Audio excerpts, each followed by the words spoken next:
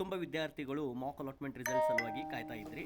ಈಗ finally KEAದವರು Mach allotment ರಿಸಲ್ಟನ್ನು announce ಮಾಡಿದ್ದಾರೆ. ಸೊ ನೀವು KEA ವೆಬ್ಸೈಟಿಗೆ ಹೋಗಿ UGCET UG NEET 2025 ಅಣಕು ಹಂಚಿಕೆ ಫಲಿತಾಂಶದ ಲಿಂಕ್ ಅದರ ಮೇಲೆ ಕ್ಲಿಕ್ ಮಾಡಿ ನಿಮ್ಮ ಮಾಕ್ ಅಲಾಟ್ಮೆಂಟ್ ರಿಸಲ್ಟ್ಗಳನ್ನು ಚೆಕ್ ಮಾಡ್ಕೋಬಹುದು.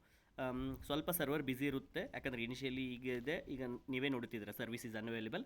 ಸೊ ಲಿಂಕನ್ನು ಬಿಟ್ಟಿದ್ದಾರೆ, ಸ್ವಲ್ಪ ಸರ್ವಿಸ್ ಅಂದರೆ ಸರ್ವರ್ ಬ್ಯುಸಿ ಇದೆ. ಸೊ ದಯವಿಟ್ಟು ವೇಟ್ ಮಾಡಿ, ನೀವು ಆರಾಮಾಗಿ ನಿಮ್ಮ ರಿಸಲ್ಟ್ಗಳನ್ನು ಚೆಕ್ ಮಾಡ್ಕೋಬೋದು.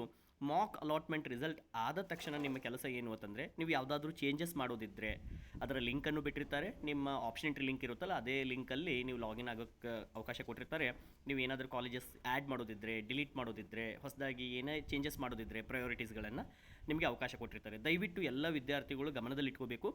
ಮಾಕ್ ಅಲಾಟ್ಮೆಂಟ್ ರಿಸಲ್ಟ್ ಏನೀಗ ಬಂದಿದೆ, ಇದು ಆದ ತಕ್ಷಣ ಏನು ನಿಮಗೆ ಅವಕಾಶ ಕೊಟ್ಟಿರ್ತಾರೆ ಹೊಸ ಕಾಲೇಜಸ್ ಆ್ಯಡ್ ಮಾಡೋದಕ್ಕೆ, ಈಗ ಮಾತ್ರ ಇರುತ್ತದೆ. ನೀವು ಫಸ್ಟ್ ರೌಂಡ್ ರಿಸಲ್ಟ್ ಬಂದ ತಕ್ಷಣ ನಾನು ಹೊಸ ಕಾಲೇಜಸ್ ಆ್ಯಡ್ ಮಾಡ್ತೀನಿ ಅಂದರೆ ಅದಕ್ಕೆ ಅವಕಾಶ ಇರೋದಿಲ್ಲ. ಆದರೆ ನೀವು ಕಾಲೇಜಸ್ಗಳನ್ನು ಡಿಲೀಟು ಅಥವಾ ಅಲ್ಟರ್ ಮಾಡಬಹುದು, ಆದರೆ ಹೊಸ ಕಾಲೇಜಸ್ಗಳು ಆ್ಯಡ್ ಮಾಡುವ ಅವಕಾಶ ಈಗಲೇ ಮಾತ್ರ ಇರುತ್ತದೆ. ಅಂದರೆ ಮಾಕ್ ಅಲಾಟ್ಮೆಂಟ್ ರಿಸಲ್ಟ್ ಬಂದ ತಕ್ಷಣ ಮತ್ತು ಮೊದಲೇ ಸುತ್ತಿನ ರಿಸಲ್ಟ್ ಬರುವ ಈ ಗ್ಯಾಪ್ ಇರುತ್ತದಲ್ಲ ಇದರಲ್ಲಿ. ಸೊ ಮಾಕ್ ರಿಸಲ್ಟ್ ಬಂದಿದೆ, ದಯವಿಟ್ಟು ಎಲ್ಲರೂ ನಿಮ್ಮ ಮಾಕ್ ರಿಸಲ್ಟ್ಗಳನ್ನು ಚೆಕ್ ಮಾಡಿ. ಸರ್ವಿಸ್ ಅನ್ಅವೈಲೇಬಲ್ ಇದ್ದರೆ ಇಟ್ಸ್ ಓಕೆ, ಸ್ವಲ್ಪ ಹೊತ್ತು ಬಿಟ್ಟು ನೋಡಿ ನಿಮ್ಮ ರಿಸಲ್ಟ್ ಏನು ಬಂದಿದೆ ಅಂತ ದಯವಿಟ್ಟು ಕಮೆಂಟ್ ಬಾಕ್ಸಲ್ಲಿ ತಿಳಿಸಿ.